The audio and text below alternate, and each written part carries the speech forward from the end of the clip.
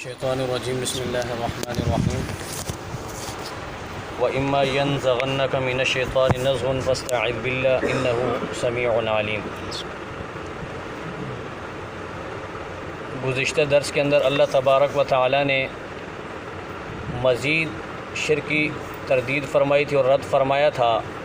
اور مشرکین سے چند سوالات کیے تھے۔ ان میں ایک سوال یہ تھا کہ جن بتوں کی تم پوجا کرتے ہو کیا ان کے پاؤں ہیں جس سے یہ چلتے ہیں،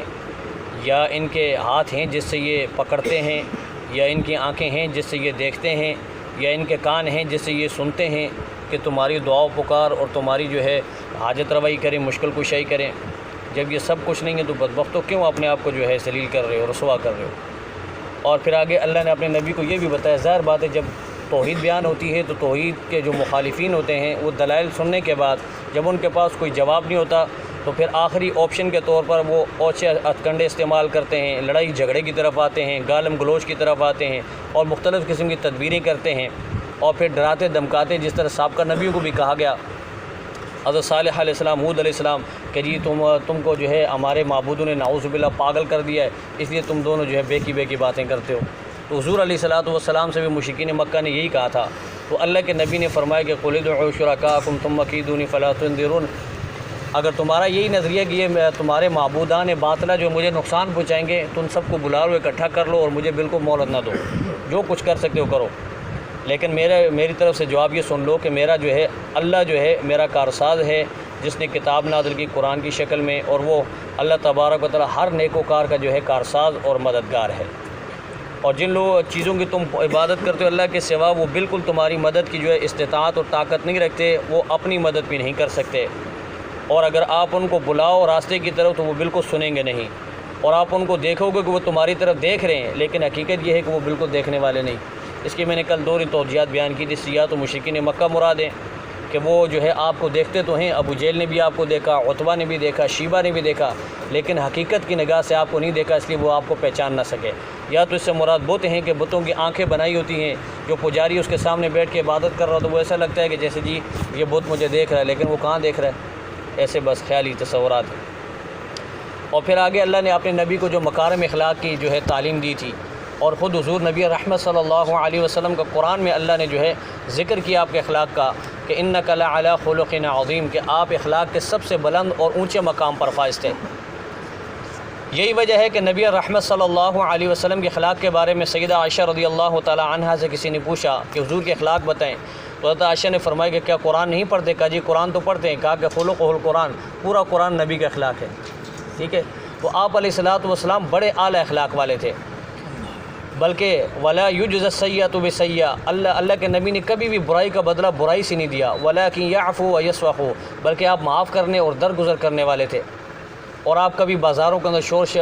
شور نہیں کرنے والے تھے اور چیخ و پکار نہیں کرتے تھے، کبھی اپنی ذات کے لیے انتقام کسی سے نہیں لیا۔ ہاں دین کا کوئی معاملہ ہو، شریعت کا معاملہ ہو، یا کسی کے اوپر ظلم زیادتی کا معاملہ ہو، تو پھر اللہ کے نبی ظالم سے اس کا بدلہ لیتے تھے، مظلوم کے بدلہ دلاتے تھے، اور دین کے بارے میں بالکل کمپرومائز آپ سسم نہیں کرتے تھے، ورنہ اپنی ذات کے لیے آپ علیہ السلام نے کسی سے بدلہ نہیں لیا۔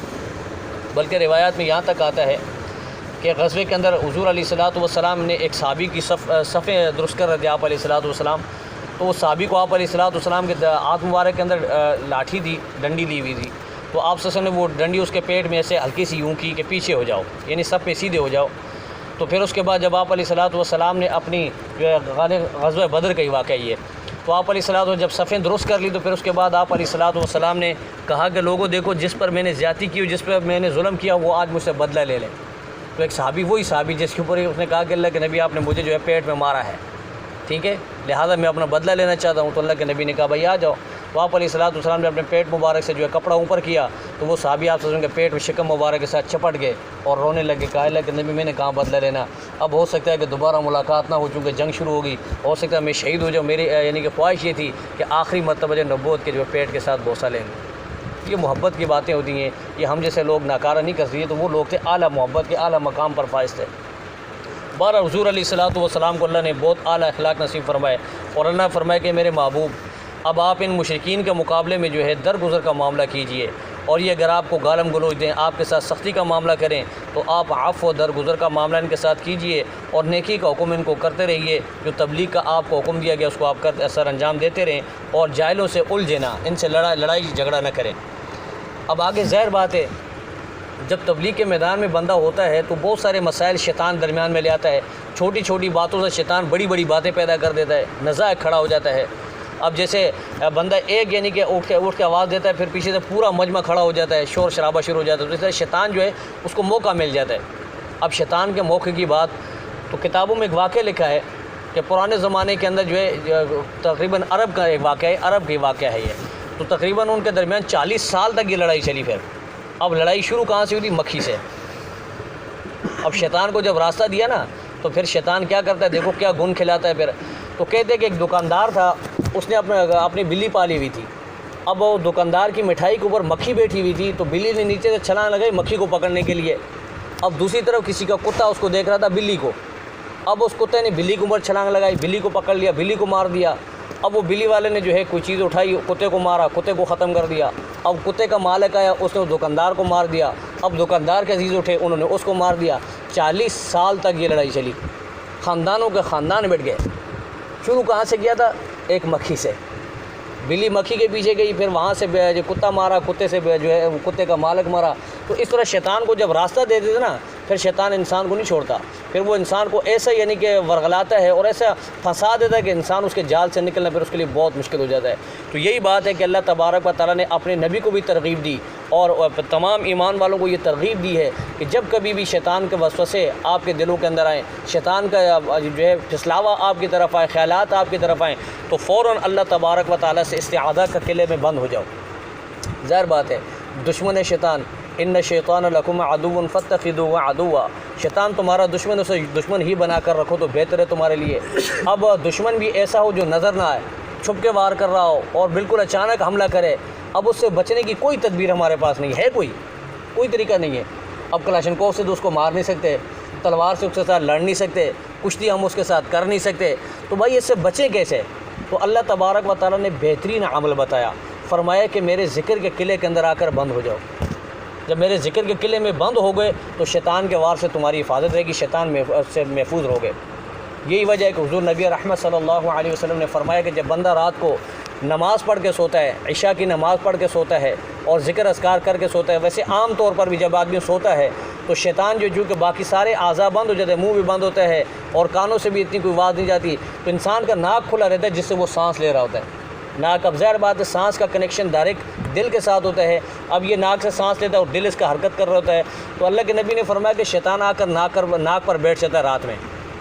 اور ناک کے ذریعے پھونک مار کے انسان کے دلوں کے اندر مختلف قسم کے وسوسے ڈالنے کی کوشش کرتا ہے۔ لیکن اگر یہ بندہ عشاء کی نماز پڑھ کے سوتا ہے اور سنت کے مطابق رات کو سوتا ہے، کچھ ذکر اذکار جو اللہ نے اس کو توفیق عطا فرمائی ہے، اور اللہم بسمک اموت واحیا پڑھ لے، اللہم قنی عذابک یوم تجمع عبادک، یہ دعا پڑھ لے، یا کوئی بھی ذکر اس کو آتا ہے، سورہ فاتحہ پڑھ لی، سورہ اخلاص پڑھ لی، آیت الکرسی پڑھ لی، جو بھی اس کو ذکر آتا تھا وہ ذکر کر کے یہ دائیں کروٹ پہ سو جاتا ہے، تو یہ شیطان پھر جو ہے اس کے ناک پر بیٹھتا ہے، لیکن پھر ہوتا یہ ہے کہ یہ مایوس ہو جاتا ہے، خانس الشیطان، تو بھئی شیطان پیچھے ہٹ جاتا ہے، یہ اپنے وار میں یعنی کہ اپنے حملے میں مؤثر نہیں ہوتا اور اس کی کارروائی مؤثر نہیں، پیچھے کی طرف چلا جاتا ہے۔ اور پھر اگر کوئی بندہ ایسا ہے جس نے عشاء کی نماز رات کو دیر تک جو ہے کلبوں کے اندر رہا، گانے بجانے ان چکروں میں پڑا رہا، ہوٹلوں پہ بیٹھا رہا، سگریٹ پیتا رہا، پان کھاتا رہا اور حقہ پیتا رہا، ان چیزوں میں پڑا رہا، نہ نماز کی توجہ نہ ذکر کا کوئی رہا، بس جیسے بس تھکا ہارا تھا، آیا فوراً آ کے جو ہے سو گیا، تو اب شیطان جو ہے اس کے ناک پر بیٹھ کر خوب اس کے یعنی کہ دل کے اندر وسوسے ڈالتا ہے اور برے خیالات ڈالتا ہے، یہاں تک کہ یہ انسان جو ہے ایسی غفلت کی نیند سوتا ہے، اس کو اچھے اچھے باغات دکھاتا ہے۔ یہ شیطان کا جو ہے کمال ہوتا ہے، یہ شیطان کو اللہ تعالیٰ نے دی ہوئی یہ تاثیر، اللہ کی طرف سے عطا کی ہوئی اس کو، تو شیطان مختلف قسم کے اس کو جو ہے نا ایسے عجائبات دکھاتا ہے خواب کے اندر کہ یہ انسان اسی کے اندر کھویا یوں یہ جو ہے فجر کی نماز بھی نکل جاتی ہے، سورج طلوع ہو جاتا ہے، پھر اس کے بعد جب اس کی آنکھ کھلتی ہے تو اللہ کے نبی نے فرمایا پھر شیطان کیا کرتا ہے، جب یہ سارے باغات اس کو دکھا دیتا ہے، ارے باغات دکھانے کے بعد اس کے کان میں پیشاب کر کے چلا جاتا ہے اور کہتا ہے لے میں کامیاب ہو گیا اپنے مشن میں، ٹھیک ہے نا۔ اور اللہ کے نبی صلی اللہ علیہ وسلم نے فرمایا کہ ان للشیطان لمۃ بابن آدم، کہ شیطان جو ہے انسان کے دلوں کے اندر وسوسے ڈالتا ہے، یہ اس کا کام ہے۔ اور دوسری طرف اللہ کے نبی نے فرمایا کہ ان للملک لمۃ، اور اللہ کی طرف سے مقرر کردہ فرشتے وہ بھی انسان کے دلوں کے اندر اچھی باتوں کے خیالات ڈالتے ہیں۔ اور اللہ کے نبی نے فرمایا کہ اعاد بالشر و تکذیب بالحق، شیطان کا کام یہ ہے کہ وہ شر کی باتوں جو برائی کی باتیں آپ کے دل میں ڈالے گا، اس کی طرف آپ کی رہنمائی کرے گا اور نیکی کے کاموں سے آپ کو دور لے جائے گا۔ تو اسی لیے شیطان سے جو ہے بچنے کی قرآن کریم میں اللہ تبارک و تعالیٰ نے جا بجا ترغیب دی ہے، اور اللہ تبارک و تعالیٰ نے ہمیں وظائف بتائے ہیں کہ ان وظائف کے ذریعے جو ہے شیطان سے جو ہے حفاظت میں آ جاؤ اور شیطان سے پناہ مانگو، اللہ کی پناہ میں آ جاؤ۔ تو اللہ نے اپنے محبوب صلی اللہ علیہ وسلم کو فرمایا کہ میرے محبوب وَإِمَّا يَنزَغَنَّكَ مِنَ الشَّيْطَانِ نَزْغٌ فَاسْتَعِذْ بِاللَّهِ، جب کبھی بھی شیطان کی طرف سے کوئی وسوسہ ہو اور کوئی خیالات آپ کے دل کے اندر ڈال دیں تو نَزْغٌ فَاسْتَعِذْ بِاللَّهِ، تو فوراً آپ جو ہے اللہ تبارک و تعالیٰ کی پناہ میں آ جاؤ، استعاذہ کر لو۔ اب یہاں ایک سوال ہے کہ نبی کے ساتھ بھی شیطان ہوتا ہے؟ مشکات شریف کی روایت ہے، اللہ کے نبی نے فرمایا کہ صحابہ سے مخاطب ہوا آپ صلی اللہ علیہ وسلم، فرمایا کہ میرے صحابہ ہر انسان کے ساتھ دو قرین ہوتے ہیں، دو ساتھی ہوتے ہیں، ان میں سے ایک شیطان ہوتا ہے اور دوسرا فرشتہ ہوتا ہے۔ تو صحابہ نے پوچھا اللہ کے نبی آپ کے ساتھ بھی؟ تو کہا جی ہاں میرے ساتھ بھی، لیکن میرا والا جو قرین ہے وہ مسلمان ہے اور وہ میرے تابع ہے، ٹھیک ہے۔ باقی ہر انسان کے ساتھ دو قرین یعنی دو ساتھی ہوتی ہیں، ایک جن جو ہے شیطان میں سے ہوتا ہے اور ایک فرشتہ ہوتا ہے۔ فرشتہ کا کام یہ ہے کہ وہ انسان کو جو ہے نیکی کی طرف ترغیب دیتا ہے، اور شیطان کا کام جو برائی کی طرف لے جانا ہوتا ہے۔ تو بہرحال اللہ کے نبی نے فرمایا کہ یہ شیطان جو ہے ہوتے ہیں، لیکن جب اللہ جو انسان جو ہے بندہ اللہ کے ذکر سے غافل ہوتا ہے اور اللہ کے ذکر سے روگردانی کرتا ہے، نمازوں کی پابندی نہیں کرتا، احکامات کی پابندی نہیں کرتا، اور اللہ تبارک و تعالیٰ کی وحدانیت کے اوپر اس کا کامل یقین نہیں ہوتا، بلکہ مسلمان ہے لیکن فاسق درجے کا مسلمان ہے، بالکل توجہ نہیں دین کی طرف، بالکل اس دین کی طرف آنے کو تیار نہیں، تو اللہ تبارک و تعالیٰ قرآن میں دوسری جگہ فرماتے ہیں کہ نقیض لہو شیطانہ، پھر ہم اسے شیطان کے حوالے کر دیتے ہیں اور شیطان اس کا ساتھی بن جاتا ہے۔ شیطان جب اس کا دوست بنتا ہے، اب ظاہر بات ہے ساری زندگی موج مستی کی آرام سے جو ہے، شیطان اتنا بدبخت ہے کہ رات کو جب بستر پر سلائے گا نا، پہلے آپ کو کروٹیں دے گا، آپ کو جو ہے سوئیاں مارے گا، آپ کو چین نہیں آئے گا، اب جیسے صبح نماز کا وقت قریب آئے گا بستر کو بالکل نرم کر دے گا، ٹھیک ہے نا، ایسی خوبصورت نیند آئے گی۔ اگر گرمی ہے تو آپ کو وہ پنکھا مارے گا، اگر سردی ہے تو آپ کو وہ بستر ڈالے گا،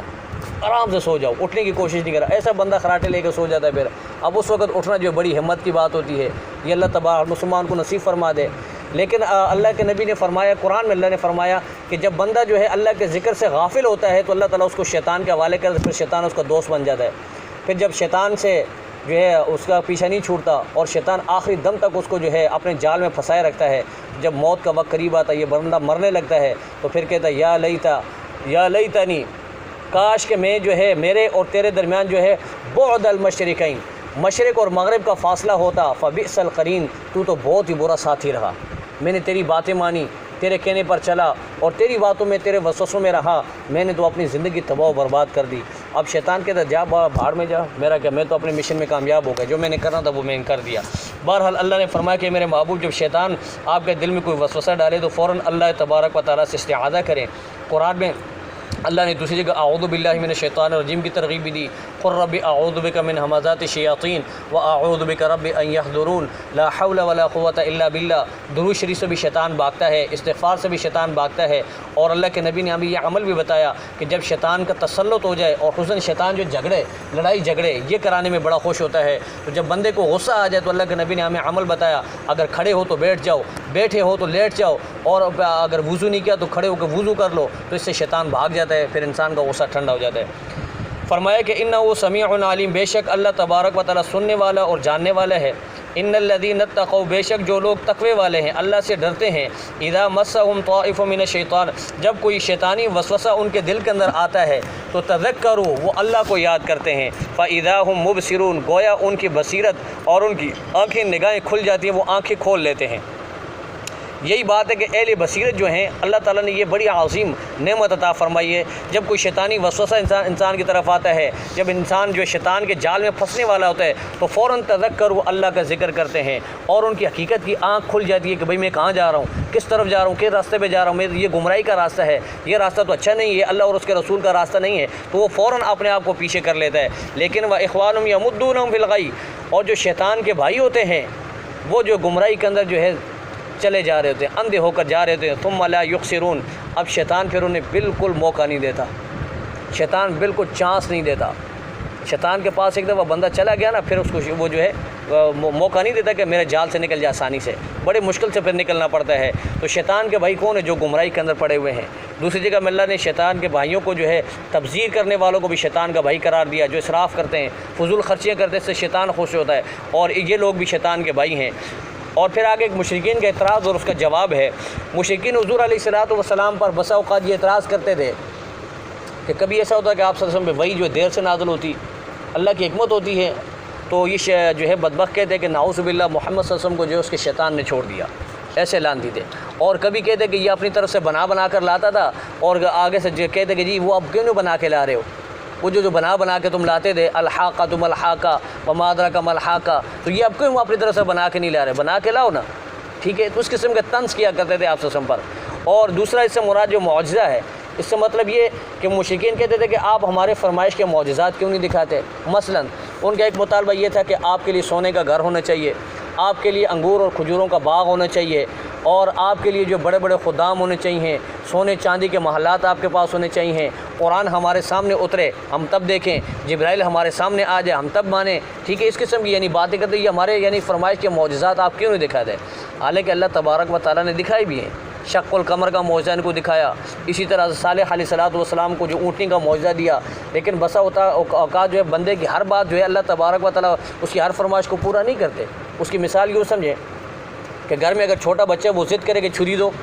ماں کو کہے مجھے چھری دے، اب ماں کی حکمت کے خلاف ہے، ماں اس کو چھری نہیں دے گی۔ اب اگر بچہ کہے کہ جی مجھے ماچس دو، تو گھر میں اس کو کوئی ماچس نہیں دے گا۔ اب یہ اس کا مطلب تو نہیں کہ جی جو ہے اس بچے کی فرمائش پوری نہیں کی جا رہی، بھائی یہ اس سے جلے گا، گھر کو بھی جلائے گا، خود بھی جلے گا، چھری سے خود بھی کسی کو اپنے آپ کو بھی زخمی کرے گا، کسی کو مارے گا، ٹھیک ہے۔ تو اس لیے چھری حکمت کے تحت نہیں دی جاتی۔ بعض چیزیں بندہ طلب تو کرتا ہے، لیکن اللہ تبارک و تعالیٰ کی حکمت میں جو ہے وہ نہیں ہوتا، اس لیے اللہ تبارک و تعالیٰ اس کو نہیں دیتے۔ تو اللہ نے ایک فرمایا کہ میرے محبوب آپ ان کو اس کا جواب دیں۔ وَإِذَا لَمْ تَأْتِهِمْ بِآيَةٍ جب نہیں آتی آپ پر کوئی آیت یا کوئی معجزہ آپ ان کو نہیں دکھاتے، تو قالوا یہ لوگ مشرکین کہتے ہیں لَوْلَا اجْتَبَيْتَهَا اب کیوں نہیں لاتے آپ ہمارے پاس وہ چیز جو آپ ہمیں بنا کر سناتے تھے، یا آپ ہمارے مطالبے کے مطابق جو معجزہ کیوں نہیں دکھاتے۔ تو قل اے میرے محبوب آپ انہیں کہیے کہ انما اتبع ما یوحى الی من ربی، بھائی بات یہ ہے کہ میں تو وہی کا اتباع کرتا ہوں، جو اللہ تبارک و تعالیٰ کی طرف سے مجھ پر نازل ہوتا ہے میں اسی کو آگے تمہارے سامنے بیان کرتا ہوں، میں اپنی طرف سے تو کوئی بات نہیں کرتا، جو تمہارا رب ہے اور میرا بھی رب ہے۔ ھذا بصائر من ربکم، یہ قرآن کریم جو ہے اللہ تبارک و تعالیٰ کی طرف سے بصائر ہے، بصیرت ہے، وہدن اور ہدایت ہے، ورحمۃ لقوم یؤمنون اور ایمان والوں کے لیے رحمت ہے۔ اب یہاں اللہ تعالیٰ نے تین چیزوں کو بیان کیا، بصائر، ایک ہوتی ہے بصارت اور ایک ہوتی ہے بصیرت۔ بصارت کہتے ہیں ظاہری آنکھوں سے دیکھنا، بصیرت کہتے ہیں دل کی نگاہ سے دیکھنا۔ تو اس قرآن کو اگر دل کی نگاہ سے دیکھو گے تو یہ تمہارے لیے ہدایت کے راستے کھولے گا، اور پھر اگلی سیڑھی پہ آپ چڑھ جاؤ گے، ہدایت کی طرف چلے جاؤ گے، اور جب ہدایت کے تم مستحق ہوگے ورحمہ، پھر اللہ تبارک و تعالیٰ کی رحمت تمہارے اوپر رم چھم برسے گی، اور اس کے لیے شرط یہ ہے کہ ایمان ہوگا تو تب ان چیزوں کا مستحق ہوگے۔ اب ایمان کے بغیر تو کسی چیز کے آپ مستحق نہیں ہو سکتے۔ اللہ تبارک و تعالی ہم سب کو جو ہے قرآن کریم پر عمل کرنے والا بنائے، اور اللہ کریم ہم سب کو شیطان کے وسوسوں سے اور شیطان کی دراندازی سے اور شیطان کے جو ہے مکاریوں سے اللہ کریم ہماری حفاظت فرمائے، اور اللہ کریم ہر وقت ہمیں اپنا ذکر نصیب فرمائے۔ اب آخری درس انشاءاللہ اس سورت کا اس کے بعد سورہ انفال شروع ہو جائے گی، تو انشاءاللہ یہ جمعوں کو ہوگا۔ اللہ تبارک و تعالی ہم سب کو عمل کی توفیق عطا فرمائے۔ وآخر دعوانا ان الحمدللہ رب العالمین۔ اللہم صلی علی سیدنا و مولانا محمد وعلی آل سیدنا و مولانا محمد وبارک وسلم۔ ربنا تقبل منا انک انت السمیع العلیم وتب علینا انک انت التواب الرحیم، وصلی اللہ تعالی علی خیر خلقہ محمد وعلی آلہ وصحبہ اجمعین۔